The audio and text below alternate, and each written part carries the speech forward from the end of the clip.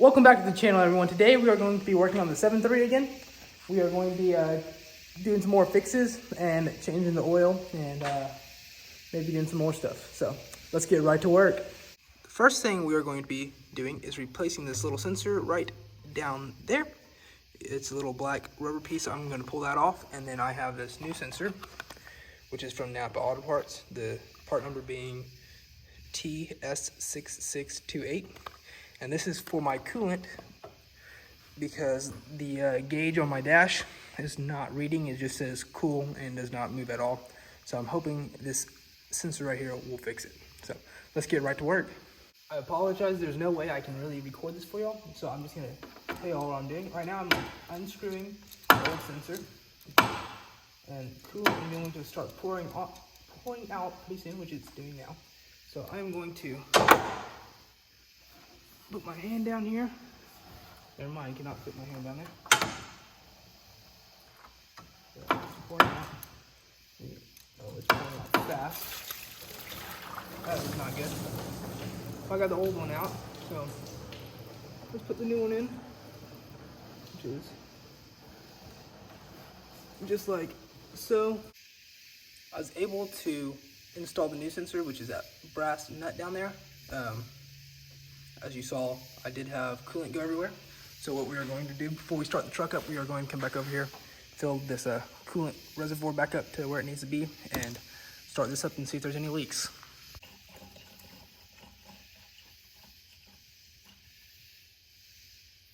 Well, I have some good news and I have some bad news. Good news is I got the new sensor in, no leaks or anything, so that's great news. I'm glad it's not leaking.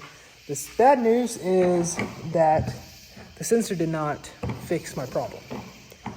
So what I'm going to be doing now is going on the internet and seeing if I can figure out why my gauge would not be reading or not be working at all. So I'll get back to y'all after I figure out what might be wrong.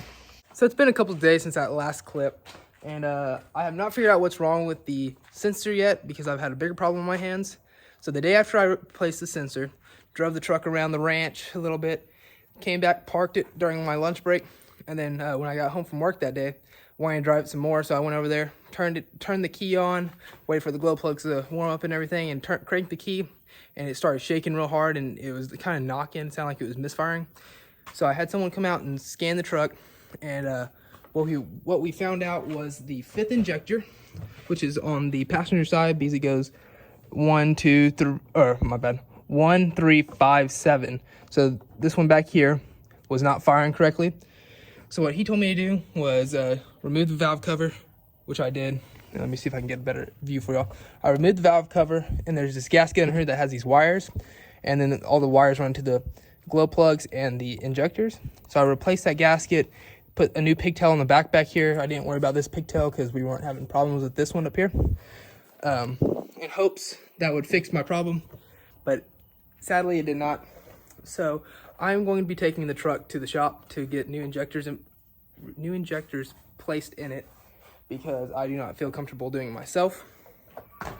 But I just wanted to let y'all know, give y'all a little update of what's going to be happening with the truck. So I won't have it for a while, so I can't do any updates to it, but I have got some new parts in. I'll show y'all those. I got a BMW hitch for my bed back here. That will be for my gooseneck ball. And then I have also got some cab lights in, which are right here. I got these off of Amazon. They come with the pigtails and then the LED cab lights. And then this right here is that gasket, if anyone was wondering what it might look like. Let me bring it over here. This is the old gasket, and there's nothing wrong with it, so I'm going to keep it. But these little red wires and black wires, they run to the glow plugs, and then all these clips right here run to the injectors. So there's 4 injectors, 4 glow plugs. Close this back up. And then I have my new fuel filter right there. And then right here is going to be the filters that go inside the tanks. Whenever I pull the bed off for the BMW hitch, I'm going to be replacing those just because there's no reason to pull the bed off and everything, not replace those. Especially since I'm going to be replacing my fuel level sensors, and I will be already in there. That's also in that box in there. But other than that, I have got my oil. Actually, I was moving the truck over to the barn the other day when it started knocking real hard so I could change my oil. So I have that sitting in the barn, and I also have the new oil filters. But other than that, I haven't ordered any more parts because we've ran into this problem right now. So just want to let y'all know, like I said, before we take it to the shop, and in this video, I'm going to try to pull this dent out some more, actually push it out from the back. So let's get right to work. What I'm going to try first is I'm going to grab the bumper down here, or the bedside down here, and just use my weight and pull down on it as hard as possible and see if I can pull this straight down. And then we're going to grab these pliers and stuff and try to unwrinkle it from under here. But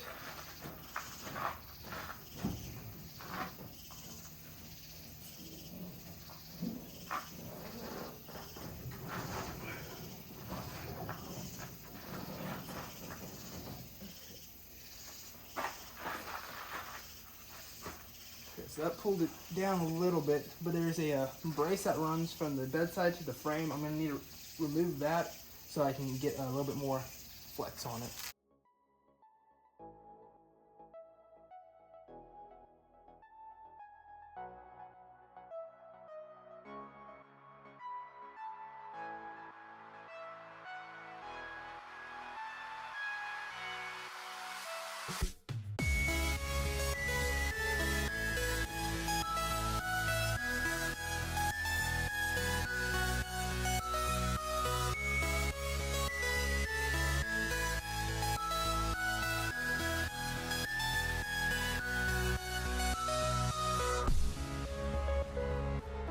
It's getting pretty late on me, but overall I pulled out a good amount of it.